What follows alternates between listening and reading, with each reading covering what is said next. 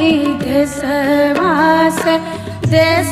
रे विदेशवास हमरा के कहाँ छोड़ ले जाइ छी रे गवनवा हमरा के कहाँ छोड़ ले जाइ छी